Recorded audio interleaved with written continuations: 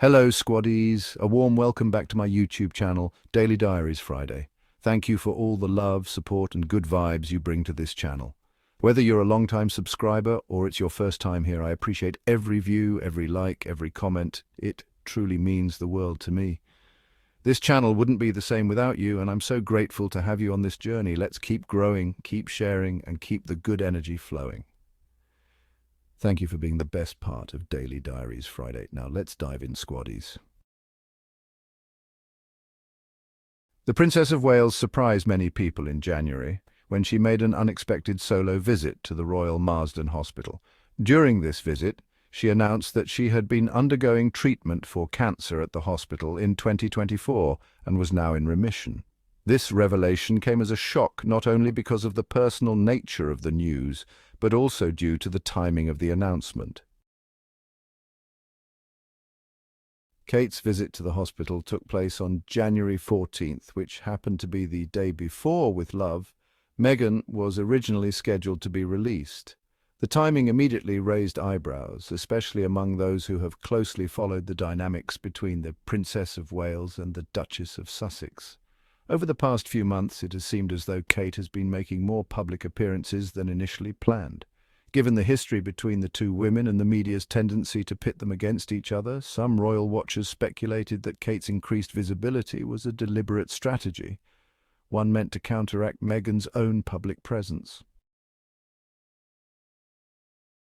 This suspicion was further fueled by the broader royal media landscape, which appeared to be on a mission to diminish Meghan's relevance.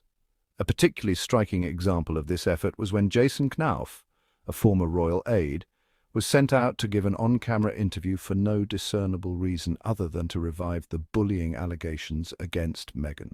These allegations, which first surfaced years ago, have never been substantiated, and yet they continue to be weaponized against her. The sudden re-emergence of Knauf in the public sphere, coinciding with Meghan's new Netflix project, seemed like yet another calculated move by the palace and its allies. What makes this situation even more perplexing is the sheer disproportionate nature of the royal reaction to With Love, Meghan. At the end of the day, this Netflix series is not some explosive tell-all documentary. It's not another Oprah interview. It's not a memoir filled with revelations about palace intrigue. It's simply a light-hearted cooking and lifestyle show, a project in which Meghan shares recipes, hosts friends, and engages in casual conversation. And yet the way the royal establishment and certain corners of the British press responded, one would think she had declared war on the monarchy. This overreaction underscores a much larger issue. Why does the royal family, or at least certain members of it, view anything Meghan does as an existential threat? Why is a show about cooking being met with a media assault comparable to the fallout from Spare or the Oprah interview, if the institution of the monarchy is as strong and secure as it claims to be? Why does it behave as though a former working royal making crepes could bring down the entire system? Interestingly, In Touch Weekly recently reported that Kate Middleton has come to a realization. With Love, Meghan is, in fact, harmless. According to the tabloid, there's now a sense of relief within the palace, especially from Kate herself, that Meghan is focusing her energy on something that doesn't involve rehashing royal drama. A source told In Touch that while King Charles, Queen Camilla, and Prince William have reportedly refused to watch the show, there are other members of the royal family who have been much more open-minded. Princess Beatrice and Princess Eugenie, who have maintained a strong relationship with Prince Harry and Meghan despite the tensions between their families, have apparently been very supportive. They've even been described as being complimentary about the show, suggesting that they see no harm in Meghan pursuing her own interests. But the most surprising reaction has come from Kate. According to the In Touch source, she's not making a big deal about it, but she sees the show for what it is, a non-threatening, apolitical, feel-good project. The source noted that Kate actually shares some of Meghan's interests, such as gardening, baking, and beekeeping, which might explain why she finds the show relatively inoffensive. In her view, With Love, Meghan should be considered a positive thing, not something that warrants controversy or panic. This shift in perspective raises an interesting question. Is Kate simply acknowledging the obvious, or is there something deeper at play? It's entirely possible that after years of relentless media-fueled rivalry, Kate is realizing that constantly treating Meghan as a threat is both exhausting and unnecessary. Alternatively, it could be that Kate, like many members of the royal family, recognizes the futility of continuing to wage a PR battle against Meghan. After all, the British press has spent years trying to vilify her, yet she remains one of the most famous and influential women in the world.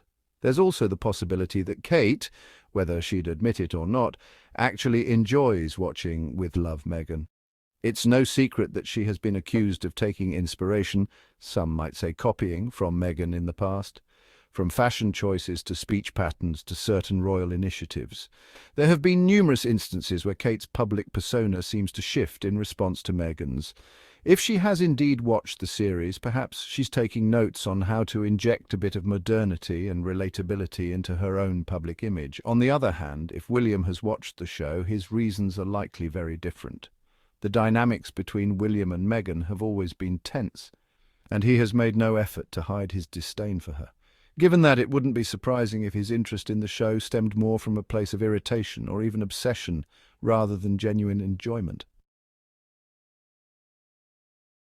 Ultimately, the entire situation underscores a larger, ongoing issue within the royal family. The way they have responded to Meghan since she stepped back from royal duties has often appeared petty, reactionary, and disproportionate.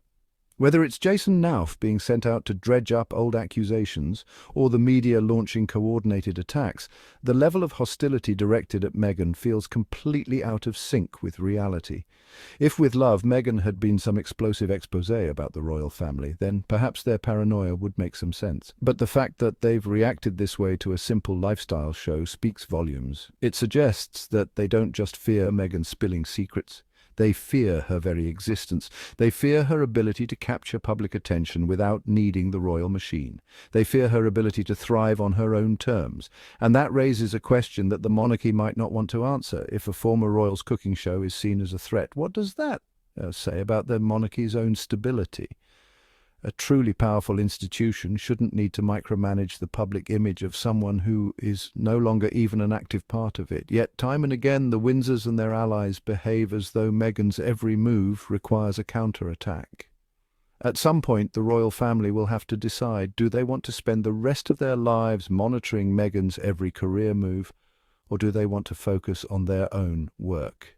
Because if a Netflix cooking show is enough to send them into a frenzy, it suggests that their priorities are wildly misplaced. Thanks for tuning in, squaddies. You guys are amazing, and I can't thank you enough for the love and support. If you had a good time, don't forget to smash that like button, hit subscribe, and turn on the notifications so you never miss out on the vibes. Let's keep this community growing. Share it with your friends. As always, I'd love to hear your thoughts in the comments. Until next time, stay awesome, stay inspired, and keep those good vibes flowing. Keep crushing it, squaddies.